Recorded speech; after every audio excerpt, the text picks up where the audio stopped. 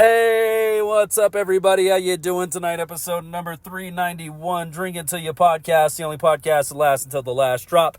How the hell is your Sunday going? How the hell was your week? Hope everybody's okay. I hope you're safe out there. I am drinking rum and Pepsi tonight on this wonderful... I waited till the sun went down. I got smart about it this time. If you don't know, I do record this in my car from time to time. I just like the sound of it better.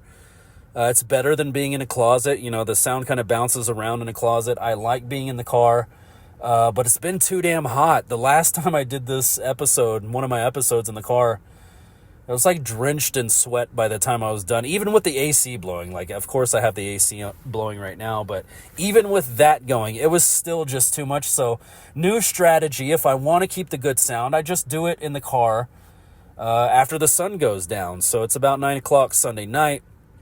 We've had some NASCAR on today, huge sports weekend, MLB, obviously, back from the All-Star break. Does anybody watch the All-Star game anymore? Like, really? The only time I could imagine, like, sitting down to watch it would be just there live. I'd have to be there live. That's the only way I would give a shit. And it used to actually mean something. It obviously doesn't anymore. It used to be, you know, whether the National League wins or the American League wins, it's like that's the team who's going to get home field advantage, you know, when it comes to the World Series. They don't do that anymore, so it, like, ended in a tie. And it's just like, dude, that makes it even worse. Like, nobody actually won? What is this, dude? Like, I don't know, man. And as I said, I always want my players, I think it's an honor, obviously, for them to be nominated and, like, you know, be offered to go to the All-Star game. But I do want all my players, whether it be NHL or, you know, MLB, I want all my players to not do it. You know, I want them to rest up for the second half of the season, because that's pretty much what's coming. But yeah, I mean, I don't know who won the home run derby. I don't know. I know the game ended in a tie. It just seems pointless, man. And I get it. Like, the kids love it. It's a good family event, you know, if you're going to it. But just sitting there and watching that on TV, I feel the same way about the draft. Any sports draft, NFL draft. Oh, dude, you watching the draft tonight? I'm like, which one? Which one is it? Which draft is it? The NFL draft, bro. It's the NFL draft tonight. Are you going to watch it? Like, no, I don't give a shit who they think is going to be good. I mean, I hope they get some good picks, of course. You know, rooting for my team. But up until they're technically considered a good pick, I really don't give a shit. I haven't done the research. I'm not in the war room with the team and the management. Like, I don't care. And even if I did care, even if I wanted players, like, with all of my heart, like, oh no, we need this running back. And I know there's dudes out there like that. We need this running back, please. I hope the Dallas Cowboys pick up this running back. It's like, no amount of hoping is going to make them pick who you want. You don't get to run the team. So it's just like frustrating, you know? It's the blue balls of the sports industry, you know what I mean? You're all just stopped up. That's probably a horrible... Chris, did we have to take it there? It's probably a horrible analogy, but... yeah, just, I don't care. Until everybody's on the field, I mean, most of those guys... You know, it's a great thing to be drafted and everything. Most of those guys aren't gonna play. You know what I mean? Like, I'd probably say 90% of them. And if they do play, the other percentage, the high percentage that do actually play, they're not, you know, they're not developed enough to make a difference. You will get those gems every now and then, and I guess that's kind of the exciting part. But, dude, I don't care about a draft. I don't care about an all-star game. I don't care about a skills competition. How many fucking paper plates you can shoot out of the hockey goal? You know what I mean? Like, I don't care. I want things that count. You know, they can score, they can hit 100 home runs in the MLB All-Star game. It doesn't count towards anyone's stats. It doesn't count against any pitcher's stats. It's just a pointless, I don't know, man. I'm just not into it, obviously.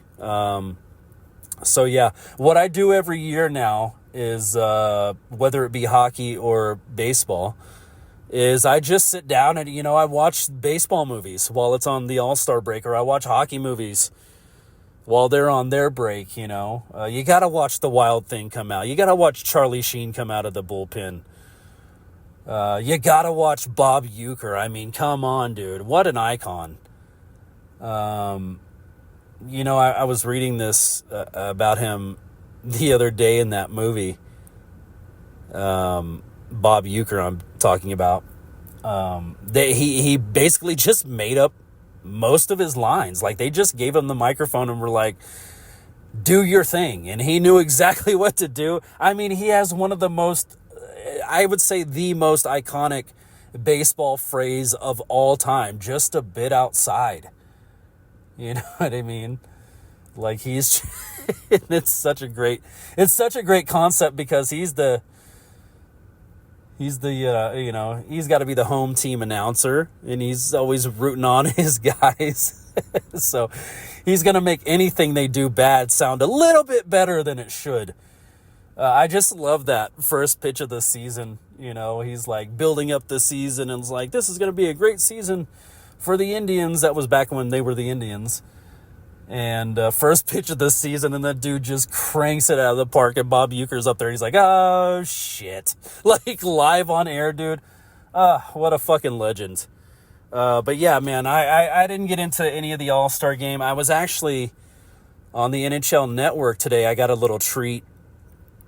They were playing Game 7 of Round 1 of the NHL Playoffs 2025, Dallas Stars versus the Colorado Avalanche. That was Rantanen's big game. So that was kind of cool to see, them playing through that game. And I love how they do it, too. If it's a game that's already, been broadcast, dude, they go on commercial break, and it's like when they come back in 5 minutes, it's already the second period. You know what I mean? So they go to end the second period, they go on a little commercial break, and they come back, and they're already to the action of the third period. I'm like, yeah, dude. That's the way we all try to watch sports. Like, regardless of if it's live or not. Like, that's all I want to see. I don't really care about the in-between intermission analysis, all this and that. The post-game show, the pre-game show. Like, I'll watch sometimes, but I'm just having it on so I, can have the game on as soon as it's on.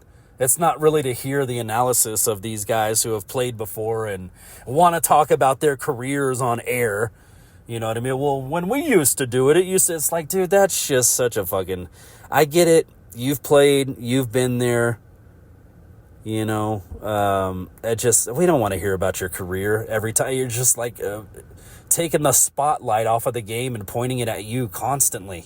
We get it. You played before. You were decent. Like, that was so many years ago. What about these guys out on the field that you're currently getting paid to talk about? Talk about them.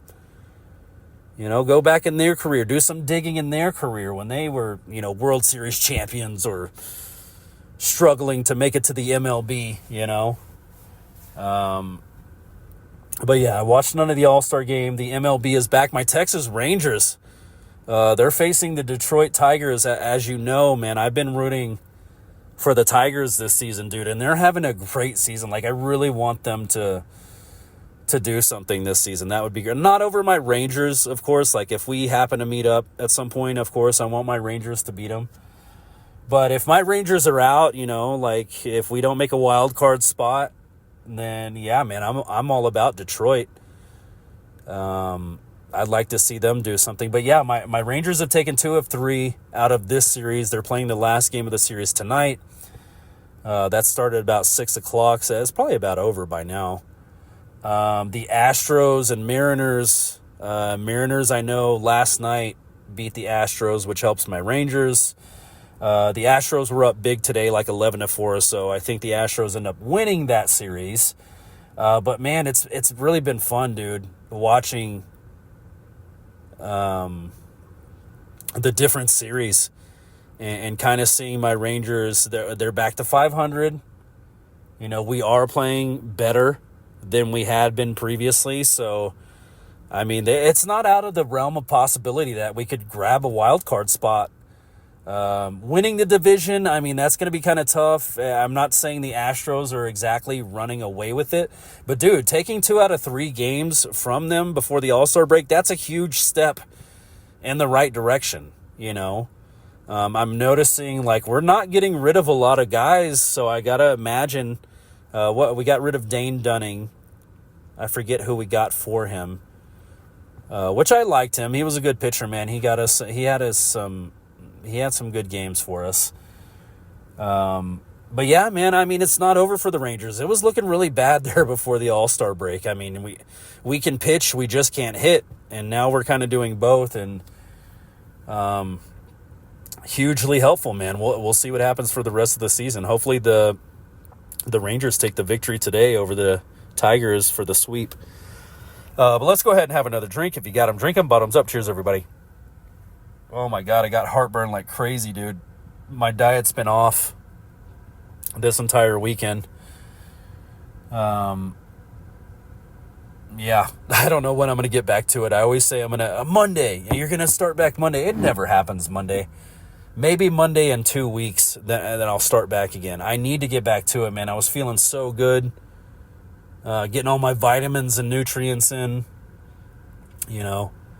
When I do stuff like that, when I actually eat healthy, and then I come have a couple of glasses of booze on this episode every week, I don't feel so bad about myself. I actually feel good, like I've earned it. You know what I mean?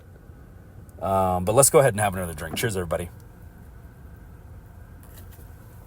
Moving on to UFC. I was struggling. My daughter had a birthday party, so we were doing that all day long. That was Saturday. And yeah, dude, I was just struggling on the couch. Who did I see? The last fight I saw was like 2 fights before the main event. I know Holloway came out on top by decision in the main event, which I didn't know this. I know they had fought before, but this was like the trilogy. This was the finale. And I guess Poirier had beat Holloway twice before. So it's kind of cool to see Holloway, you know, get the victory, get the last one out of them 2 fighting.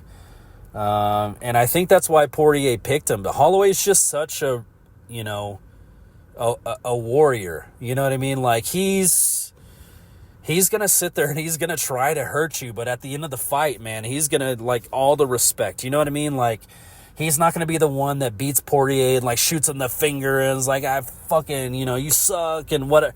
Like, I can totally understand why he picked Holloway to fight him. And Holloway's a tough son of a bitch, dude. Like, nobody does it like him. To take Dana White's words out of his mouth, but that pointing to the center of the octagon, like you and me stand here and we just throw, nobody does it like Holloway, bro.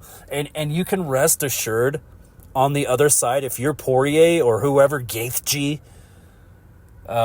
you can rest assured that dude's Holloway, he's not going to shell up. He didn't point to the center of the ring to shell up and, like, try to play defense and try to catch you on a funny one. You know, like, no, dude is ready to be knocked out and also ready to knock out. You know what I mean? Like, he's not, when he points to the center of the octagon, it's on. You know it's on. And nobody does it like him, man. And of course, they did it. They're both looking up at the clock, like 15 seconds left in the fight. Holloway's pointing to the middle of the octagon, and they just went at it, man. Like, that's some balls. And that Holloway Gaethje knockout was one of the most incredible things I had ever seen on UFC.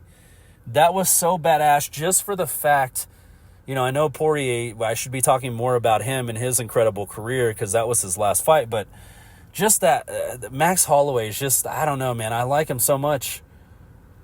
It's like that fight with Gaethje, like, he could have given that fight up in the very last 10 to 15 seconds. I mean, if Gaethje catches him, I mean, it's over. You're knocked out, you lose the fight. But the most incredible thing was that Holloway was willing to do that and willing to be knocked out and willing to knock him out in the last 10 seconds after Holloway had just done. I mean, Holloway had that fight won. He didn't need to do that. He didn't have to do that. but he did it for the fans. You know what I mean? Like, he knows that's what people want to see, what they want to see. So yeah, dude, that was one, having the fight won and then just being like, fuck it, you know, like if I lose in the last 10 seconds, I lose. If I win, I win. And he knocked his ass out. And yeah, dude, the adrenaline going through that man's body after that. I mean, dude, he could have lifted a fucking building. I could have lifted a building after watching it. It's giving me goosebumps now just talking about it. Like how incredible that was to actually like see that. I couldn't imagine being there live, like sitting in one of those seats in the arena and seeing that live, dude. You would have lost your mind. I lost my mind at home. But yeah, I did miss the fights. I was struggling to stay awake on the couch. I tried my best. I just couldn't make it. And I really wanted to. I was kind of in and out during that second to last fight of the night. I was like, I got to call it. I got to go to bed. I don't have the energy. You know, you get to that point where you don't care who's going to win anymore. And you're like, all right, that kind of sums it up. Like, I'm done. Yeah, a little NASCAR today. Christopher Bell, big props to Christopher Bell for battling. He had 2 spinouts during the race. I almost said the fight. He had 2 spinouts during the race, which kind of screwed him. He was doing really well in the race. I think he was first place in one of those first spinouts. But yeah, this is going to be my first season in NASCAR actually just watching the playoff portion of it. So I'm not exactly sure how it works. I understand the point system, you know, obviously numbers, you know what I mean? Like higher numbers are good, are better. And Christopher Bell is in there. But Hamlin gets the victory today. That's a Joe Gibbs Racing team member. So that's good for Joe Gibbs Racing. Bell just, and some of the legs, Bell had to have some good points. Like from what I heard, he was leading the race for a lot of it. Got spun out, dropped down, and dude ended up still back in third. Like by the end of the race, there was like 5 laps to go or some shit like that. And Christopher Bell is in third place after dropping down and getting spun out and having to, you know, do all that shit again. So great driving. Great for Joe Gibbs Racing. A good showing all around. Bowman ended up there. Blaney, I think, was out of the top 10. And these are just my top drivers. It's Christopher Bell, Ryan Blaney, and Bowman. Is it Alex Bowman? Those are my top 3 drivers, and all pretty good days. You know, Blaney did okay. I always notice that Blaney never does good on the road courses. You know, which the more I'm watching the road courses and like NASCAR and stuff, I don't like him as much. You know, I like the oval tracks. That just seems like, you know, and I'm not discounting any of the skill it takes for them to like shift gears and go around a corner and like speed up as fast as your car can go, and just to slow down and shift gears and shift back up so you can get your car to, like that. The skill that takes, I totally get it. I think that's badass. I think it's so cool, but it's just, you know, the oval tracks are just the best, dude. They really are. Just top speed 100% of the time, unless there's a caution on. You know what I mean? Like that's fun. That's really fun. And the best part is, since I've been watching the racing, my daughter's been getting into it too. I actually took her to the arcade, and she's really into the racing games. She loves to play, I think there's a Sonic racing game that's an app. I took her, I think this was like a Mario Kart racing, like arcade game. She got first place in the game. I'm like, and she's like bugging me like during the weekend, like, is racing on today? And I'm like, no, it's on Sunday. Are you going to watch it with me? She's like, yeah. And she loves the Sunny D car, which I think is so adorable. She's the cutest damn thing in the world. But she loves the Sunny D car, so we're always, you know, while the cars are going around the track, we're looking for the Sunny D car. I usually have to look it up online to see what the name is who drives the Sunny D car, because I can't remember. So many different cars. I mean, what is there, 50 cars on every race or something? That's a lot of names to remember. But it's so cute, man. It's like our little bonding thing all of a sudden. She loves hockey. She loves to watch hockey with me. Now she's loving to watch racing with me, which is so, like, I don't know, innocent and pure and, like, you know, and she always picks, you know, she's always like the top driver. She picked Hamlin today. She'll kind of change it up. I want that guy to win. I'm like, the guy who's in first place, she's like, yeah. I'm like, all right, there's only 5 laps to go, so it's a pretty good chance he's going to win. She's like, yes. But I think it's just so adorable that she's into it. And we're like bonding over it. You know, she saw Christopher Bell spin out, and she's like, oh, no. She's like, Daddy, was that your car? And I'm like, yeah, that was my guy. And she's like, oh, that stinks. Like, you know, feeling bad for me. I was like, you're so nice. It's so awesome to, like, talk to you about this. It's so cool. But, yeah, she might have a little racing in her blood, man. I don't know. It's a little scary being dad, you know. I will tell you, though, that she didn't like the motorcycle racing at the arcade. Like, the way you have to lean the motorcycle to do the turn, she did not like that. So she's going to be a car girl or a truck girl, you know. But, yeah, a little bit of racing. Hamlin, very nice first place today. Was that $1 million race? Is that what I saw today? Either way, good job. Good day for Joe Gibbs Racing. Let's go ahead and have another drink. If you got them, drink them. Bottoms up. Cheers, everybody.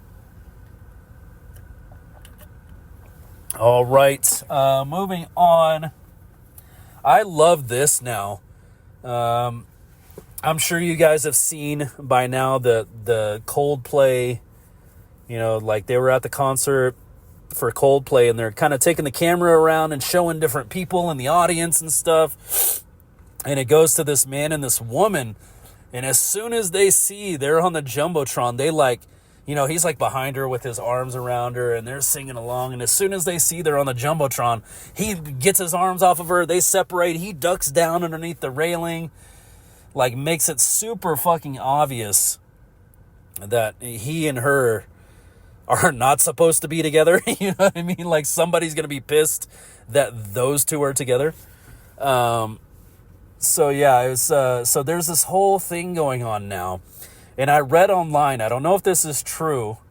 Please write me, drinkintillyoupodcast@gmail.com, or on Twitter @drinkintillyou. I don't know if this is true, but that guy who got caught with that chick at the Coldplay concert, he's now wanting to sue Coldplay. Like, what kind of a sick-ass world do we live in where this guy is a fucking cheating piece of shit and he's pissed that he got caught? Now he's going to sue Coldplay because he got busted because he can't keep his willy in his pants? Like, that's so... Dude, it's the same... It drives me nuts. The injustice.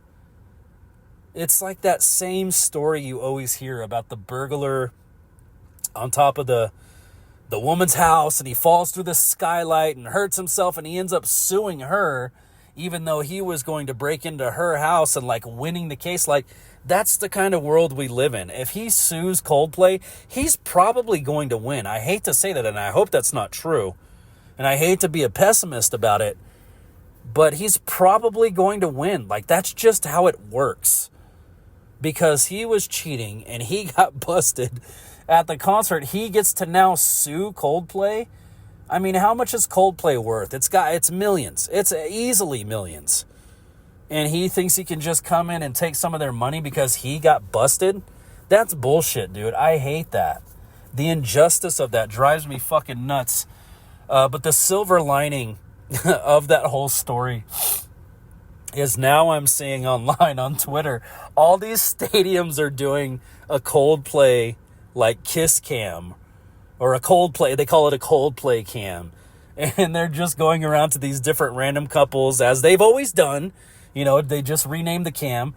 And now these people are doing exactly what the man and the woman did at the Coldplay concert. They're ducking out of the way, even if they're, like, happily married. Dude, it is so funny how many people are mocking this. Like, I saw a video, and it has 10 different couples like ducking down and ducking out of the way. Oh no, hide my face. Oh, I shouldn't be here. You know, whatever. It's just so funny, the trend that this has started. But yeah, I mean, word of advice. I mean, that guy's some CEO of some company. Word of advice, just don't fucking cheat. And if you want to be with that chick you're with at the Coldplay concert, just fucking divorce your wife, you know, and be with the other chick. But, you know, people don't want to do that. They want their cake. They want to eat it too, as they say. Yeah, and it's just disgusting. You know, people cheat all the time. That's, you know, I'm less upset about that part. I'm more upset about the fact that he wants to sue now because he got caught. It's like, dude, come on. Like, I don't know, man. But I guess he's going to have to sue because once his wife divorces him, no matter CEO or not, whatever money he's fucking making, he's about to half it. So I guess that's the thinking. She's going to divorce me, take half my money. If I sue Coldplay, I can make back some of my money that she's going to steal because they're the ones that outed me. No, dude, they're not the ones that outed you. You're the one that outed you. You're the one that was out in public to be seen, you know, doing whatever you guys were doing. It's just such a fucking stupid thing, but I do love that everybody's kind of making fun of it now. You know, that is pretty funny. But yeah, just a weird world. Just a weird world where the coffee at McDonald's was too hot, so you get to sue McDonald's. Like, it's fucking coffee, bro. Like, you know, and the judges who like grant this shit. Why? I don't get it. There's got to be a better legal system we can come up with, dude. Like, just having a judge that gets to decide your fate on whatever the case is, and they just decide on, you know, your fate, whether they're having a good day or bad day. Like, if they're having a bad day, you get a worse fate. It's like, dude, that's such a flawed system. That's such a humanistic element to the legal system that shouldn't exist. It should be black and white. Did he do it? You know, is he guilty? Is he not guilty? Was he there? You know, like, that should be it. Not just for the fact that the judge is having a bad day, so he's going to slap on 5 extra. Like, that's bullshit. You know? And I say that's bullshit in some cases. Like, if you went out and murdered a bunch of people, obviously, I think that's when it works. When the judge can use his discretion. And that's the problem.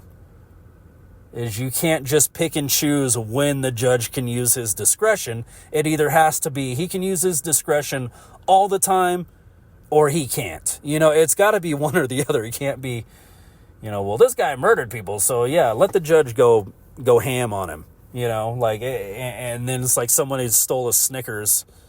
And it's like, oh, pull back, judge, pull back. It's just a Snickers. You know what I mean? Like, I guess they take all that stuff into consideration before they make their final ruling. But like I said, it seems like it just depends too much on what kind of day they're having. And I get it. The judges are human too, but shouldn't we if we can implement robots to call balls and strikes in the MLB, why can't we implement something like that in our legal system? You know, some kind of AI, some kind of, I don't know, justice app to where it's going to be non-biased. It's not going to use emotions. It's just going to use facts. And it's going to use those facts to set the sentence. I think the crime would fit the punishment at that point. And just like the MLB, you wouldn't miss any strikes anymore. You wouldn't miss any balls anymore. You know, you wouldn't send that guy, ideally, you wouldn't send that guy to prison for 50 years, even though he was innocent. You know, the AI should be able to point that kind of shit out. But yeah, just a weird world, a weird week. Nice sports-filled weekend. I'm ready for the rest of this MLB season. I'm ready for hockey to start again, dude. That little NHL network, they were playing that Game 7, Dallas Stars versus the Colorado Avalanche from this season. That really got the juices flowing again. Watching that little last 10 minutes of the third period and watching the Stars come back, being in Dallas, hearing that crowd. Man. I guess that's a good thing about watching all the way through to the Stanley Cup is like, It's not very many months before it's back again. We're already in what? July, August, September, October. 3 months and we're back. I think the Stars' first game is October 14th. So yeah, just a little bit of time. We'll be back in the NHL. We'll have a new World Series champion. Maybe we'll have the same World Series champion. I don't know. I can't predict it. Football coming up. Obviously, basketball will be starting with hockey. It's just a great time. So we'll have more to talk about there in the sports. As if I don't have enough already to talk about with NASCAR going on, with UFC. I don't know anybody who watched the big boxing pay-per-view match. Boxing is just going downhill. But yeah, man, that was pretty much my weekend. As always, don't drink and drive. Treat yourself to an Uber. Treat yourself to a Lyft. Treat yourself to a DoorDash, a Waymo, an Uber Eats, all that good stuff. Just be safe out there. Let's go ahead and have our first drink. If you got them, drink them. Bottoms up. Cheers, everybody. All right, that's it for me. I'm getting on Twitch a lot more, playing some Rocket League, playing some Fight Night Champion. Please follow me on Twitch. Join up, man. Let's play together if you'd like to, or just watch the channel if you want to support. It's a good time. I don't have my mic on. I don't have my comms on because I just can't talk and play at the same time. It's just too hard. The level of skill you need to just win an average game is like I can't talk and do that at the same time. So join up, watch. You can play my drinking game anytime you'd like to. Anytime I'm on Twitch, I call it shot for shot. It's basically anytime I get a shot on goal, you take a shot of what you're drinking. If I score a goal, you take 2 shots. If I score an own goal, I don't know what you do then. Stick your finger up your butt. I don't know. But anyways, that's it for me. I love you all. I will talk to you next week. Bye!